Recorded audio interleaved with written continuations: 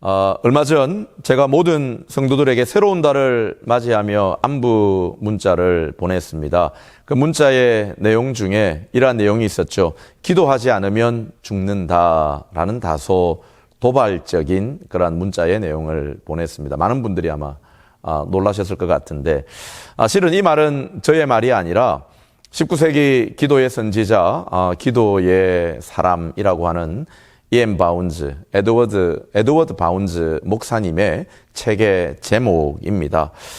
이 말이 우리에게 실로 와닿는 것은 그분은 말로만 기도를 강조했던 것이 아니라 그분 스스로 매일 새벽 4시부터 7시까지 하나님 앞에 하루도 빠지지 않고 기도하며 그 기도의 삶을 실천했던 분의 말이기에 더욱 와닿는 권면이었습니다.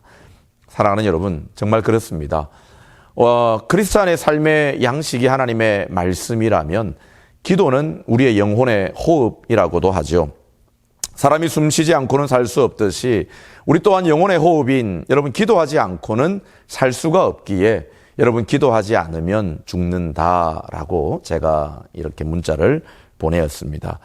무엇보다 우리가 우리의 영적 호흡인 기도를 통하여 하나님의 풍성한 은혜를 경험하고 그리고 기도로 인하여 영적 능력을 경험하며 그리고 기도하며 하나님이 우리에게 약속하신 약속의 열매를 맺고 그리고 또한 우리가 강력한 기도의 능력을 통하여 이 땅을 살아가며 죄의 유혹을 이기고 무엇보다 하나님의 교회가 함께 기도하며 하나님이 주실 놀라운 부흥을 경험하는 저는 저와 여러분 우리 교회가 되기를 원합니다. 그래서 이제 사도 바울은 에베소서 6장 18절 말씀에 모든 기도와 간구를 하되 항상 성령 안에서 기도하고 이를 위하여 깨어 구하라 라고 우리에게 증언하고 있습니다. 사랑하는 여러분, 그렇습니다. 하나님은 우리의 창조자이십니다. 누구보다 우리를 잘 아시는 분이죠. 여러분, 그렇기에 하나님은 우리에게 끊임없이 말씀하시기를 기도의 중요성에 대하여 그리고 기도의 능력에 대하여 기도의 효능에 대하여 끊임없이 우리에게 말씀하시며 기도할 것을 우리에게 성경을 통하여 말씀하고 계십니다. 우리가 어떤 물건을 사게 되면 여러분 사용 설명서가 있잖아요. 우리가 그 사용 설명서를 꼼꼼히 읽어보고 그 사용 설명서대로 그 물건을 사용합니다. 여러분 그 이유는 무엇일까요? 바로 그 물건을 가장 효과적으로 효율적으로 사용할 수 있기에 그러하듯이 여러분 우리의 창조자이신 우리의 삶의 주인이신 하나님이 우리에게 기도하라라고 권면하는 것은 바로 우리의 삶의 가장 복된 일이기에 그러한 줄 믿습니다. 저는 오늘 우리에게 주어진 말씀을 인하여 기도할 때에 나타나는 일이라는 제목으로 우리 모두가 새겨야 할 기도에 대하여 나누고 그리고 우리 다시 한번 기도하는 삶에 대하여 결단할 수 있기를 원합니다. 자, 우리가 본문으로 돌아가서 오늘 읽은 본문 누가복음 3장 21절 말씀을 먼저 봅시다. 21절 말씀 상반절에 보면 백성들이 다 세례를 받을새 예수도 세례를 받으시고 라고 하며 말씀을 시작합니다. 여러분 사복음서에는 예수님께서 이 땅에 오셔서 세례 요한에게 세례를 받으시며 그 공생애를 시작하는 장면이 직접적으로 그리고 간접적으로 묘사가 되어 있습니다. 그런데 오늘 우리가 본문으로 삼은 누가복음 3장에는 다른 복음서에는 없는 매우 독특한 그리고 특별한 내용이 기록이 되어 있습니다. 그것은 21절 하반절 말씀을 보면 예수님께서 세례를 받으실 때 기도하셨다라는 그러한 말씀이 기록이 되어 있습니다. 즉 이것은 오늘 말씀의 주제인 기도와 관련하여 누가복음에서는 예수님의 공생애의 시작에 예수님은 기도로 시작하셨고 그리고 나중에 예수님은 십자가에 달려 돌아가실 그 사역을 마지막으로 마치실 때에도 기도하며 마치셨다라는 것을 우리가 말씀을 통하여 볼 수가 있습니다. 그래서 오늘 우리는 예수님께서 그 공생애의 사역을 시작하시면서 기도하실 때에 나타난 그 일을 통하여 기도에 대한 말씀을 통해 오늘 기도하는 사람이 누릴 하나님의 은혜에 대하여 살펴보기를 원합니다. 여러분 기도할 때 우리에게 나타나는 일 첫 번째는 그래서 하늘이 열리는 그러한 은혜가 임하게 됩니다. 여러분, 오늘 본문에 예수님께서 세례를 받으실 때 기도하셨다라는 이 누가복음에서만 기록되어 있는 이 말씀을 통하여 여러분, 누가는 무엇보다 기도의 중요성에 대하여 이야기하는데, 기도할 때에 어떻게 되었다고요? 하늘 문이 열렸다라는 것입니다. 여러분, 하늘 문이 열렸다라는 이 초자연적인 역사는 여러분, 단순히 우리가 말하는 저 하늘, 오늘 가을 하늘이 참 맑고 화창합니다. 스카이, 이런 공중, 이런 것이 열렸다라는 것이 아니라 여기에서 하늘은 어떤 영적인 세계를 말한다라고 하겠습니다. 여러분, 오늘 말씀을 빌자면 하나님의 백성들이 믿음으로 기도할 때에 하늘이 열리는 은혜라는 것은 어떤 영적인 특별한 역사를 우리가 경험하게 된다라는 것입니다. 여러분, 그래서 누가는 본인이 기록한 사도행전에 보면 기도할 때에 하늘이 열렸던 두 사람에 대하여 증언을 하고 있습니다. 그것은 누가복음 사도행전 7장에 보면 여러분, 스데반이 성령에 충만하여 하늘을 우러러 보고 기도할 때에 예수님이 우편에 서신 것을 보고 하늘이 열리고 인자가 하나님 우편에 선 것을 보았다라는 그러한 사도행전 7장의 증언을 볼 수가 있습니다. 이것은 여러분, 누가가 기도할 때에 어떠한 여러분 어려움과 고난 가운데서도, 여러분 스데반 같은 경우는 생명의 위협 가운데서도 기도할 때에 하늘이 열리는 그 은혜를 힘입어서 모든 고난과 그 고통을 넉넉히 순교의 그 어려움까지도 감당하였다라는 것을 보여주고 있습니다. 여러분, 또한 사도행전 10장으로 가보면 여러분, 베드로가 기도할 때에 하늘이 열렸다라고 했거든요. 여러분, 베드로가 그 당시에 이방인을 향한 그릇된 마음을, 잘못된 생각을 가지고 있었습니다. 그러나 그가 기도할 때에 하늘이 열리며 하나님의 음성 가운데 그가 가졌던 잘못된 생각들이 바뀌게 되고 하나님의 뜻을 분별하며 깨닫게 되는 역사를 여러분, 누가는 사도행전을 통하여 증언하고 있습니다. 사랑하는 여러분, 그렇습니다. 오늘 말씀을 빌자면 믿음의 백성들이 기도할 때에 하늘이 열리는 은혜를 경험하게 되는데, 여러분, 그것은 우리에게 믿음의 담대함을 가져다 주고 그리고 영적인 지혜를 우리에게 가져다 주는 것을 말한다라는 것입니다. 사랑하는 여러분, 기도할 때에 하늘이 열리는, 하나님이 주시는 지혜와 하나님이 주시는 믿음의 담대한 능력을 소유하는 저와 여러분이 되시기를 주님의 이름으로 부탁을 드립니다. 또한 여러분, 기도할 때에 하늘이 열린다라는 것에 놀라운 의미가 한 가지 더 숨어 있습니다. 여러분, 우리는 예수님이 이 땅에 오셔서 공생애를 시작하시기 전까지 그리고 구약과 이 신약의 그 사이를 우리가 약 400년의 기간 동안 암흑의 시기, 중간기라고도 합니다. 그 말은 여러분, 말라기 이후에, 구약의 말라기 이후에 400년 동안 하나님의 말씀이, 하나님의 계시가 이 땅에 들려지지 않았다라고 우리가 알고 있습니다. 즉, 하나님의 역사가 인간의 역사 가운데 중단되었고 하나님의 말씀이 들려지지 않았다라는 것이에요.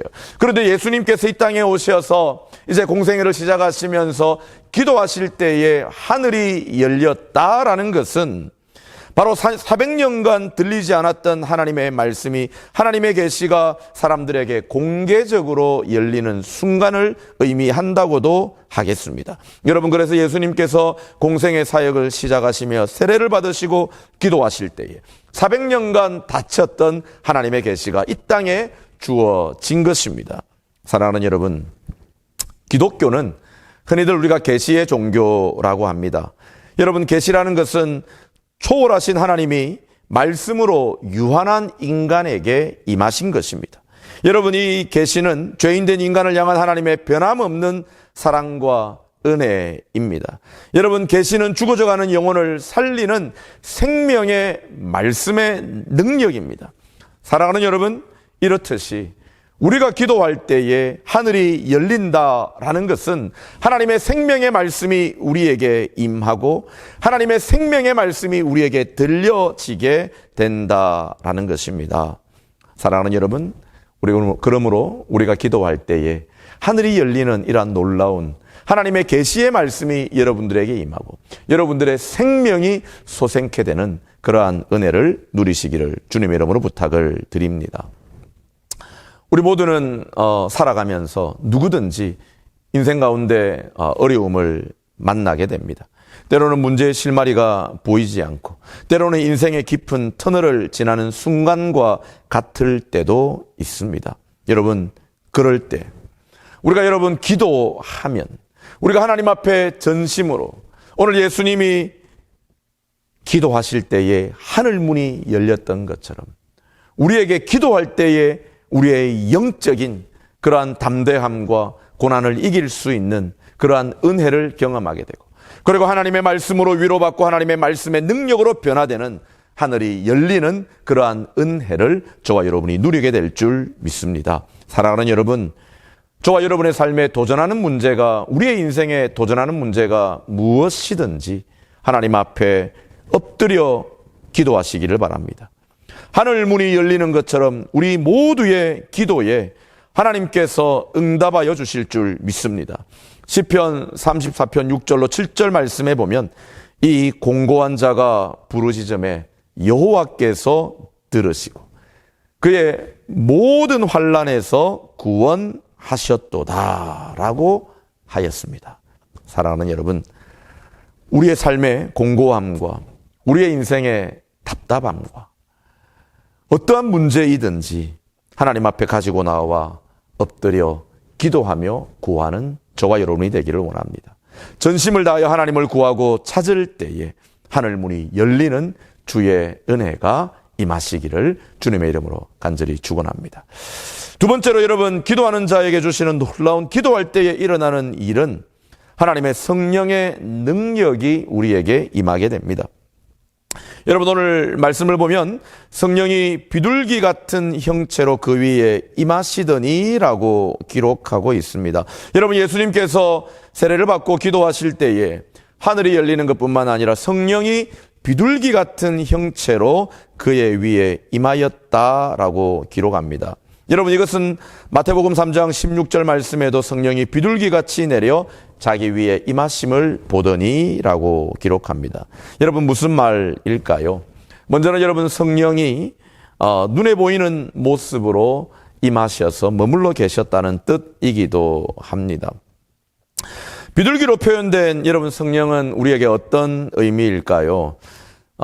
먼저 여러분 이 의미를 우리가 살펴볼 필요가 있겠습니다. 예수님 당시에 사회에서 비둘기에 대한 의미를 찾아보니까 온유함, 평화, 그리고 부드럽고 애정이 넘침, 교활하지 않으며 정직함의 대명사로 사용되어졌다라고 그렇게 주석에 표현이 되어 있었습니다.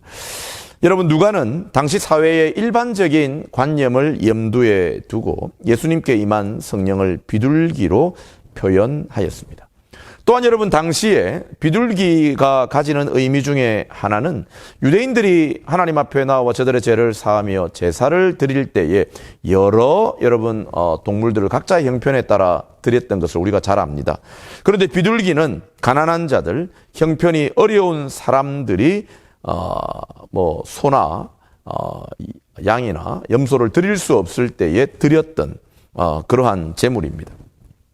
여러분, 그랬기에 우리가 그러한 배경을 가지고 오늘 말씀을 생각해 보면 여러분, 성령이 기도할 때에 성령이 비둘기같이 임했다라는 것은 먼저는 여러분, 우리가 성령의 충만한 은혜를 입게 되면 하나님이 주시는 온유함과 때로는 여러분 비둘기가 가지는 여러분 평화와 그리고 하나님 앞에 정직함과 여러분 무엇보다 모든 사람들에게 가난한 자든 부자든 차별 없이 주시는 하나님의 은혜를 힘입게 된다라는 것을 여러분 성경은 우리에게 증언하고 있습니다. 여러분, 그래서 누가복음 4장 18절 말씀에 주의 성령이 내게 임하셨으니 이는 가난한 자에게 복음을 전하게 하시려고 내게 기름을 부으시고 라고 증언하고 있습니다. 여러분, 이 말씀은 누구든지 기도하면 하늘이 열리고 성령이 임하게 된다라는 것은 누구든지 기도하면 성령의 능력을 힘입게 된다라는 것을 우리에게 알려주고 있는 것입니다. 여러분, 하나님의 아들인 예수님조차 그 공생애의 사역을 시작하며 성령의 능력을 힘입어 시작하셨습니다. 여러분, 그러기에 우리 또한 마찬가지입니다. 하나님의 능력이 아니고는 우리가 믿음으로 살아갈 수 없다라는 거예요. 여러분, 믿음의 사람은 성령의 능력을 힘입어 살아가야 합니다. 부활하신 주님께서는 성령의 능력을 여러분 모든 제자들에게 선포하셨습니다. 누가복음 24장 49절 말씀에 내가 내 아버지께서 약속하신 것을 너희에게 보이리니 너희는 위로부터 능력으로 입혀질 때까지 이 성에서 머물라 라고 말씀하셨죠. 여러분, 그래서 제자들은 오직 기도에 힘쓰며 성령의 역사가 나타날 때까지 함께 기도하며 머물렀던 것을 잘 알고 있습니다. 사랑하는 여러분, 오늘 믿음으로 살아가는 저와 여러분, 어떻게 보면 세상에서 교회가 지탄을 받고 믿는 자들이 지탄을 받는 이러한 시대에 구원받은 하나님의 백성들이 세상에서 여러분 그 하나님의 영광을 나타내지 못하는 이러한 시대에 오늘 여러분 우리에게 이 말씀을 힘입어 필요한 것이 무엇일까요? 그것은 우리가 기도하며 하나님의 성령의 능력을 여러분 누구든지 구하는 자에게, 누구든지 부르짖는 자에게 성령은 임하시는 줄 믿습니다.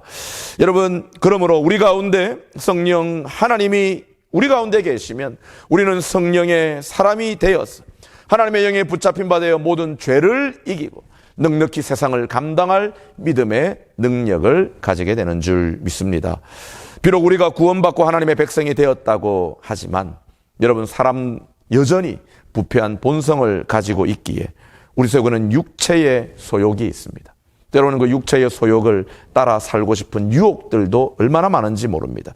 그러기에 특별히 하나님 앞에 믿음의 사람은 기도하지 않으면 여러분 그 유혹과 죄를 이길 수 없다라는 것입니다. 그러므로 사랑하는 여러분, 성령의 능력 우리 모두에게 필요합니다. 우리 모두가 성령의 능력을 힘입어 살아가야 하겠습니다. 어떻게 하면 이 성령의 능력을 힘입을 수 있을까요? 바로 차별하지 아니하시는 하나님의 성령의 능력은 오직 우리가 기도할 때 성령의 능력이 임하게 됨을 기억하셔서 기도함으로 성령의 능력을 힘입어 기쁨으로 나아가는 주의 은혜가 저와 여러분에게 있기를 간절히 원합니다. 마지막으로 우리가 기도할 때에 나타나는 일은 여러분 하나님의 음성을 듣게 됩니다. 여러분, 하나님의 음성을 듣는다라는 것은 더 구체적으로 말씀드리면 우리가 하나님의 자녀의 정체성을 가지게 됩니다. 오늘 우리가 읽은 본문의 말씀을 보면 여러분 기도할 때 하늘이 열리고 그리고 성령이 능력이 임하자 그 다음에 나타난 현상이 뭐냐면 너는 내 사랑하는 아들이라 내가 너를 기뻐하노라 라는 하늘에서의 음성이 들렸다라고 하였습니다. 여러분, 예수님은 자신이 세례를 받으시고 그리고 기도하시면서 하늘이 열리고 성령이 임하고 하나님께로부터 들리는 너는 내 사랑하는 아들이라 내가 너를 기뻐하노라 라는 그 음성을 들었습니다. 사랑하는 여러분, 이것은 우리 또한 기도할 때에 이 음성을 듣게 되는 줄 믿습니다.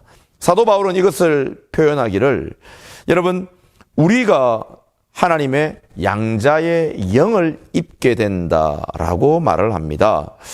갈라디아서 4장 6절 말씀에 보면 너희가 아들임으로 하나님이 그 아들의 영을 하나님의 아들의 영 성령을 우리 마음 가운데 보내서 아바 아버지라 부르게 하셨다라고 그렇게 말씀하고 있습니다.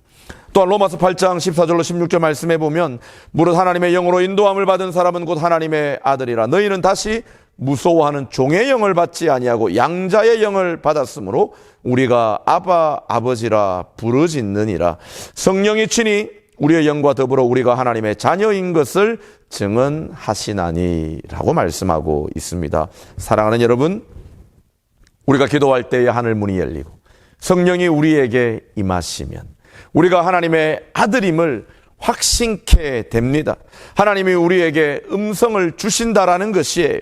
우리가 하나님의 사랑하는 아들임을 증언하신다라는 것입니다. 하나님이 우리를 기뻐하신다라는 것입니다. 사랑하는 여러분, 우리가 기도할 때에 더욱 하나님의 자녀임을 확신하며 나아갈 때에 마태복음 7장 7절로 11절은 이렇게 강조합니다. 구하라 그리하면 너희에게 주실 것이요 찾으라 그리하면 찾아낼 것이요 문을 두드리라 그리하면 너희에게 열릴 것이니 구하는 이마다 받을 것이요 찾는 이는 찾아낼 것이요 두드리는 이에게는 열릴 것이니라. 너희 중에 누가 아들이 떡을 달라 하는데, 여러분 여기에서 중요한 게 너희 중에 누가 아들이 떡을 달라 하는데 돌을 주며 생선을 달라 하는데 뱀을 줄 사람이 있겠느냐?